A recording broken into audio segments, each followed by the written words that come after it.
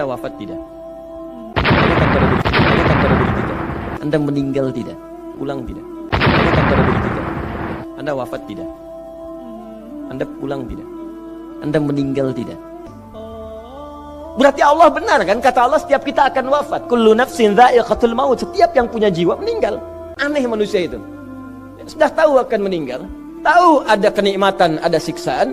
Tahu ada surga, ada neraka. Tahu ada surga, ada neraka. Tahu ada kenikmatan kubur, ada siksa kubur. Kenapa masih main-main juga? Kenapa nggak di mana? Kalau Anda wafat besok, persiapan apa?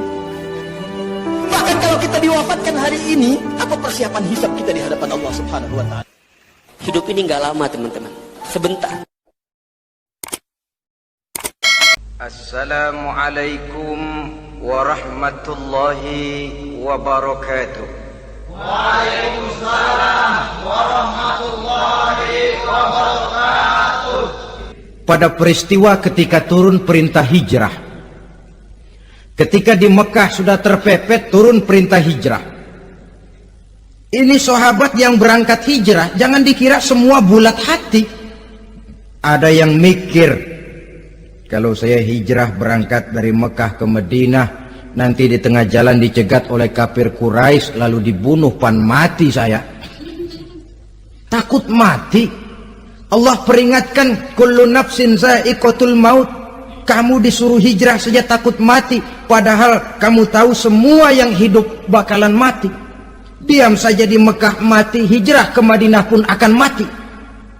Mendengar ayat ini, Sayyidina Umar bin Khattab seperti dibakar semangatnya.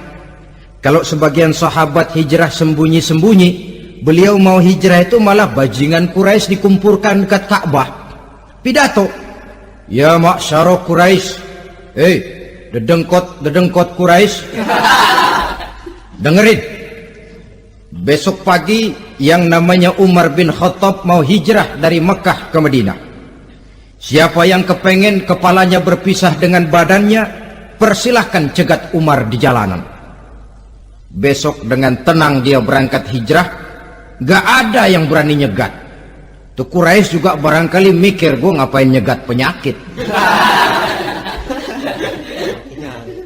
Begitu ingat mati, timbul semangat juang, timbul semangat berbuat. Ini ingat mati yang positif, bukan yang melemahkan semangat.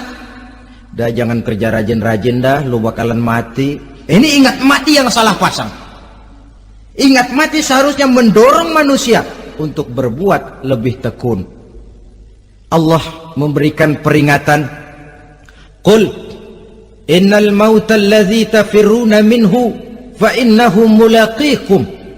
Katakan, maut yang kamu akan melarikan diri daripadanya, yang kamu takuti benar dia pasti akan datang menjemput kamu. Saudara-saudara hadirin yang saya hormati, datangnya memang tidak kita harapkan yang namanya maut, tapi sekali dia datang tidak ada pintu tempat kita lari. Dia memang tidak pernah kita undang, tapi sekali dia datang mengetok pintu, kekuatan apa yang bisa menolak? Dia sebuah tanda seru dalam kehidupan. Apa yang menyebabkan orang takut mati? Pertama barangkali karena dia tidak tahu bagaimana kehidupan sesudah mati. Alam kubur gelap, alam akhirat gelap, sehingga dia bingung. Lantaran bingung lalu jadi takut. Yang kedua boleh jadi oleh bayangan-bayangan dosa yang pernah dia kerjakan di dunia ini. Kerjanya cuma menumpuk dosa. Dia gembira, bahagia, tertawa di atas tumpukan dosanya. Merasa segan berpisah dengan seluruh kehidupan ini, sehingga boleh jadi maut adalah sesuatu yang ditakutkannya benar dalam kehidupan. Tapi bagaimanapun takutnya, tidak ada tempat lari dari dia. Dalam ayat lain Allah jelaskan, ainama takunu yudrikumul mautu walau kuntum fi burujim musayyadah. Di mana saja kamu berada, dalam benteng yang paling tangguh sekalipun, maut pasti akan datang menjemput kamu. Nah, bagaimana caranya maut datang menjemput kita? Bila datang dia, sang malaikat pencabut nyawa, malaikat Israel namanya, hendak mengambil ruh kita.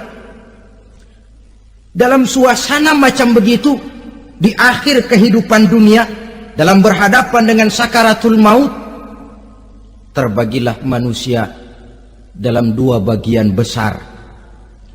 Pertama, yang menghadapi sakaratul maut itu dengan husnul khatimah, baik di akhirnya, sehingga pada saat ruhnya berpisah dengan jasadnya, kelihatan dia seperti senyum, mukanya cerah. Bahkan sebelum itu boleh jadi dia sempat meninggalkan pesan-pesan yang baik. Ada yang sempat azan, ada yang sempat baca Quran. Pernah kan nemui orang yang mau mati seperti itu? Yang sempat azan, yang sempat baca Quran, yang sempat meninggalkan wasiat-wasiat yang baik. Sebab apa? Malaikat maut datang menjemput mereka juga dengan baik-baik.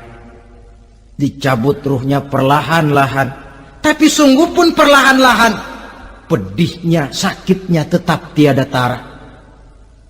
Rasulullah Sallallahu Alaihi Wasallam, dikala beliau hendak berhadapan dengan sakaratul maut, diceritakan mencelupkan tangannya ke dalam gelas berisi air, lalu mengusapkannya ke muka beliau seraya berdoa, "Ya Allah, mudahkan saya dalam menghadapi sekarat ini." Beliau juga yang mengatakan bahwa sakitnya sakaratul maut sama dengan 300 kali bacokan pedang.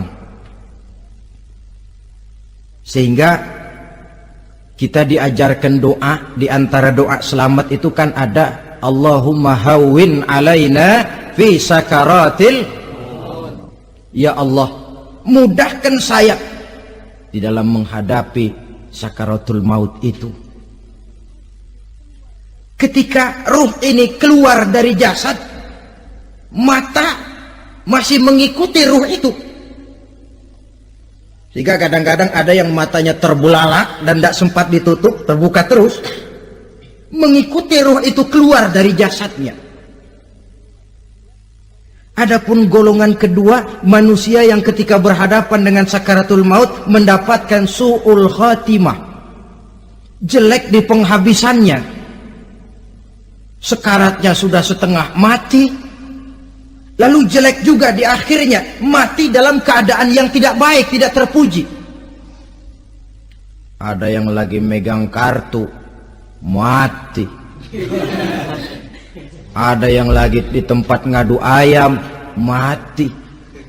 Ada yang lagi di tempat pelacuran, mati. Ada yang lagi megang botol minuman keras, mati. Nih barangkali malaikat maut gemes banget nariknya, lu bajingan, lu tarik terus ya. Mati su'ul khatimah.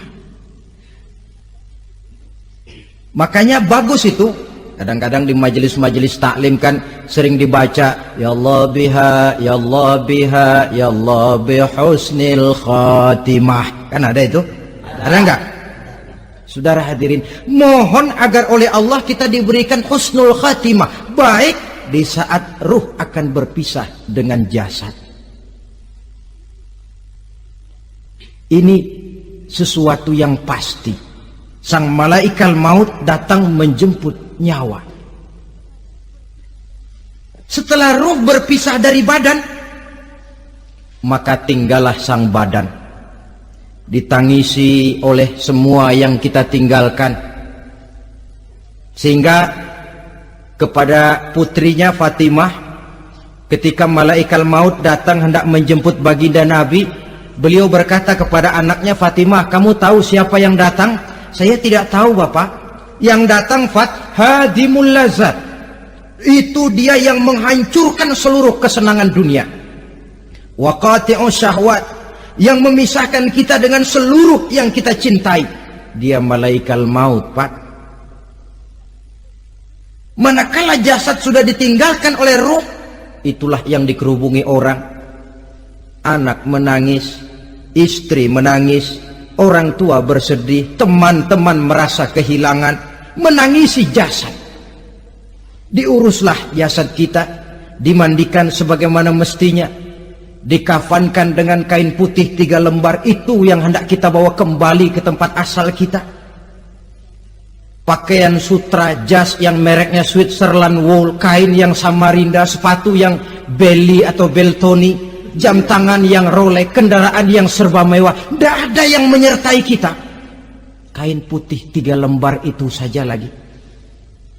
Demi setelah dikafankan, dibujurkan kita menghadap ke arah kiblat, orang banyak pun datang menyolatkan kita dengan 4 takbir, diiringi dengan doa. Lalu upacara pelepasan, berangkat kita meninggalkan anak, istri, suami, kampung halaman, tanah air, bahkan alam dunia ini. Selamat tinggal alam dan seluruh isinya. Tinggallah yang tinggal. Saya akan kembali ke tempat asal dari mana saya datang, untuk kembali mempertanggungjawabkan seluruh perbuatan saya dalam kehidupan ini. Manakala upacara pelepasan selesailah sudah, dimasukkan kita ke keranda jenazah, digotong orang, bismillah wa ala millati rasulillah, dibawa ke tempat peristirahatan terakhir katanya. Padahal dulu kalau mau kita istirahat, ke villa lah kita, ke Bali lah kita, ke Hong Kong lah kita, ke tempat-tempat tamasya yang indah. Oh, rupanya akan sampai juga perjalanan menuju tempat peristirahatan terakhir, yang luasnya tidak akan lebih dari 2 kali 1 meter. Diusung orang kita, diantarkan orang banyak. Manakala sampai ke atas liang lahat, pengusung jenazah dibuka, diturunkan kita ke liang lahat, dibaringkan. Gumpalan tanah akan jadi bantal kita. Muka dibuka, dihadapkan ke arah kiblat. Setelah itu ditutup liang lahat kita dengan kayu. Masih belum kurang, diuruk dengan tanah. Yang menguruk orang-orang yang tadinya mencintai kita, menyayangi kita. Tapi ketika jasad sudah ditinggalkan ruh, habis rupanya cintanya. Coba jasad kalau sudah ditinggalkan ruh, 3 hari aja di rumah, serem. Ya mayit, siapa yang betah nemenin mayit? Lalu bila upacara pemakaman selesai, maka berusahalah semuanya. Para pengantar akan kembali ke rumahnya masing-masing. Maka masuk kita ke alam kehidupan, yaitu yang disebut alam barzakh atau alam kubur. Apa selesai hidup sampai di situ? Tidak. Hanya beberapa langkah setelah yang mengantar kita pulang. Diriwayatkan dalam hadis Bukhari dan Muslim, bila seseorang sudah diletakkan di kuburnya, lalu yang mengantar kembali pulang, maka roh si mayit akan dapat mendengar bunyi terompah orang yang pulang itu. Bunyi terompahnya terdengar. Datang 2 malaikat menanyakan dia dengan pertanyaan-pertanyaan yang kalau bisa dijawab dengan betul, 2 malaikat yang bernama Munkar Nakir akan bilang, jawabanmu betul, tenanglah kau di sini, naumatal arus, tidurlah kau di sini seperti tidurnya pengantin. Orang yang baik-baik di alam kuburnya akan mendapat nikmat kubur, sehingga masa penantian yang lama. Sebab jangan lupa, kita masuk ke kubur itu kan menunggu sampai datangnya hari kiamat. Jadi kalau kiamat umpama masih 1000 tahun lagi, ya 1000 tahun kita menunggu. Orang yang baik-baik penantian di alam kubur, kata malaikat, naumatal arus, tidurlah kamu seperti tidurnya pengantin. Bagaimana sih tidurnya pengantin? Nggak berasa. Iya, kata anak sekarang, endah aja udah. Begitu mendusin pagi, kata lakinya, malam sebentar bener ya neng. sebentar betul katanya malam. Ya tentu saja tidak terasa. Kenapa? Dia tidak pernah memikirkan waktu. Terbawa oleh kenikmatan dan kelezatan yang dirasakannya dalam kehidupan. Tapi orang kafir, orang yang dosanya bertumpuk, tidak sanggup menjawab pertanyaan dua orang malaikat, maka dia akan mendapat azab di alam kuburnya terus menerus siang dan malam sampai datangnya hari kiamat. Ibarat maling ayam ketangkep, belum masuk pengadilan udah digebugin duluan. Kan begitu kan? Ada maling ayam nggak di sini? Nah, itu yang nyaut tadi pengalaman itu. Di sidang belum divonis, belum digebugin babak belur. Saudara hadirin, maka alam kubur bisa merupakan raudhatun min riyadil jannah. Taman di antara taman-taman surga, pun juga bisa merupakan hufratun min hufarin niran, menjadi liang daripada neraka. Ada lagi riwayat yang dari Imam Muslim yang diperoleh dari Zaid bin Sabit. Zaid bin Sabit cerita, satu hari kami bersama Rasulullah sallallahu alaihi wasallam berada dalam kebun kepunyaan Bani Najjar. Rasulullah sedang duduk di atas keledai. Tiba-tiba entah bagaimana itu keledai terkejut, kaget, berontak, hampir Rasulullah jatuh. Rasulullah kemudian bertanya, rupanya di kebun itu ada kuburan tua, 5 atau 4 kuburan. Rasulullah lalu bertanya, saudara-saudara ada yang tahu nggak ini kuburan siapa? Nggak ada ya Rasulullah. Memang kenapa? Ini penghuni kuburnya lagi disiksa oleh Allah. Andai kata boleh saya mohon kepada Allah supaya kamu dengar seperti yang saya dengar, andai kata saja kamu kuat mendengarnya, saya pasti akan berdoa. Tapi sayang, saya yakin kamu pasti tidak akan kuat mendengar mereka mendapat azab di kuburnya. Hadis sahih riwayat Imam Muslim dari Zaid bin Sabit. Kehidupan di alam barzah. Pak, iya kalau yang matinya dikuburin. Lah kalau yang matinya dia ceburin ke laut, dibakar, di medan perang hilang gak ketahuan kemana jenazahnya. Saudara, hilang kek, dikubur kek, di dalam lautan direndam kek, itu kan cuma logika kita.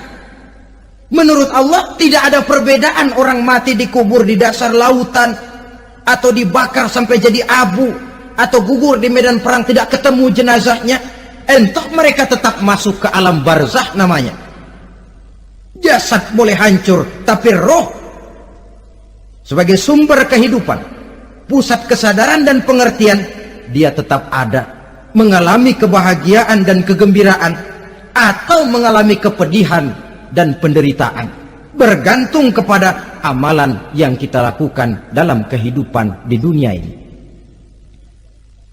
Maka dalam Yasin tadi kan jelas, qul yuhyiha alladzi ansha'aha awwala marrah, yang menghidupkan mereka yang dikubur di dasar lautan, mereka yang dibakar sampai jadi abu, yang akan menghidupkan ialah Allah yang menciptakan mereka dulu pertama kalinya. Jadi kalau sudah ada aslinya, ya tentu tidak perlu contoh lagi, akan sangat mudah membuatnya. Orang tua kita, keluarga kita yang sudah berpulang, mereka di alam barzah sekarang ini bisa mendapat nikmat kubur, bisa mendapat azab kubur, bergantung amalan mereka dalam kehidupan di dunia ini. Dalam Musnad Imam Ahmad dan Sahih Abi Hatim malah ada tambahan riwayat, orang yang banyak kebajikannya di dunia, amalannya akan datang menemani dia. Sholatnya dekat kepalanya, puasa sebelah kanan, zakat sebelah kiri, menghibur dia. Malahan dikatakan berbentuk orang yang cantik menemani dia di alam kuburnya. Aneh, dia tanya, man anta lam ara fid dunya ajmal minka, siapa kamu? Di dunia ini belum pernah saya melihat orang secantik kamu. Dia jawab, ana amaluka soleh, saya adalah amalmu yang soleh yang kau kerjakan waktu di dunia. Saya sekarang diperintahkan untuk menemani kamu di sini. Alhamdulillah. Sedangkan amalnya yang jahat akan datang dalam bentuk yang menyeramkan menemani dia di sana. Bayangin deh, di kuburan ditemenin yang serem-serem. Sama juga di dunia. Di dunia, kalau kita di tempat gelap ditemenin orang cakep, enak nggak? Wah, pengalaman. Tapi coba bayangin, sudah tempatnya gelap, yang nemenin jelek nggak ketulungan, gerah kita. Nah, saudara hadirin yang saya hormati, lalu bagaimana tempat arwah-arwah yang sudah kembali menghadap Allah yang disebut mustaqarrul arwah itu? Macam-macam tingkatannya sesuai dengan profesi dan amalannya waktu di dunia.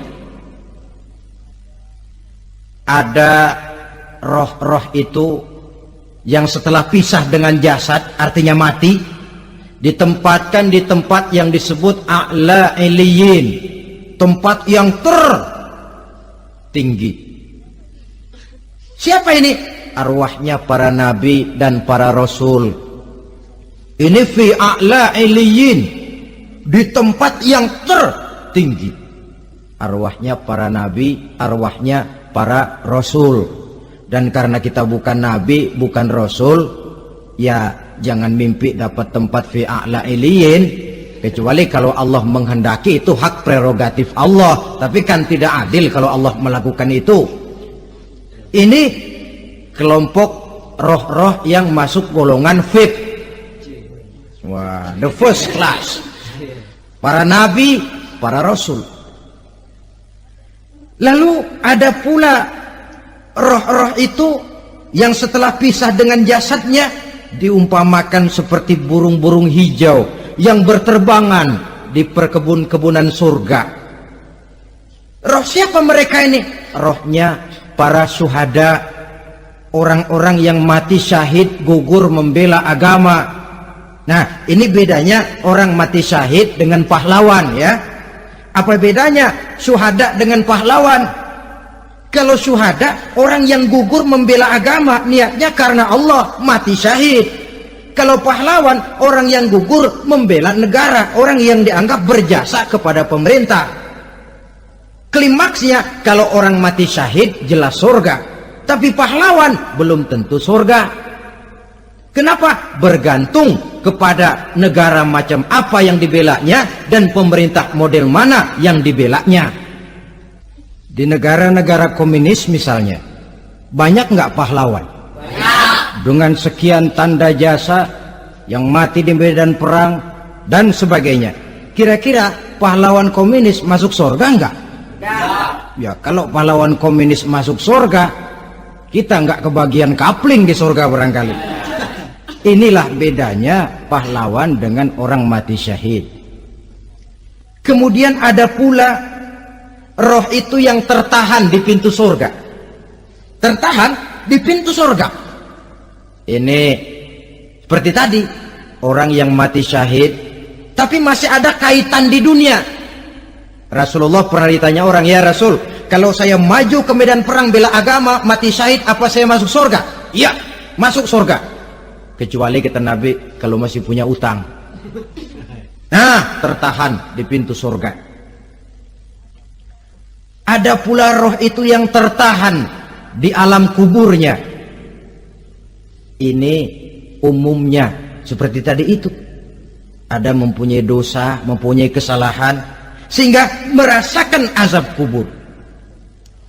Ada juga roh itu yang tertahan di permukaan bumi. Mereka yang dalam hidup selalu menumpuk dosa-dosa yang besar, meninggal sebelum keburu untuk bertaubat. Saudara hadirin yang saya hormati, inilah yang kita khawatirkan. Sebab jikalau pada saat roh sudah datang, jikalau saatnya roh datang berpisah dengan jasad, menemukan sakaratul maut, saat itu taubat sudah tidak akan ada gunanya lagi. Masuk ke alam kubur, mendapat azab kubur sampai datangnya hari kiamat. Berapa lama di alam kubur ini? Menunggulah kita sampai datang saatnya kiamat. Nah, saudara-saudara, apa tanda-tanda hari kiamat? Kapan dia akan datang? Bagaimana hal ihwal manusia pada saat terjadi kiamat? bagaimana alam ini, bagaimana perhitungan di padang mahsyar, insya Allah akan saya ungkapkan pada bagian kedua dari ceramah ini. Insya Allah kita akan lanjutkan pembicaraan ini sampai kepada terminal paling akhir, surga dan neraka. Inilah saja pertemuan kita pada kesempatan kali ini. Terima kasih banyak atas segala perhatian. Mohon maaf atas segala kekurangan. Wabillahi taufiq wal hidayah. Wassalamualaikum warahmatullahi wabarakatuh. Waalaikumsalam warahmatullahi wabarakatuh.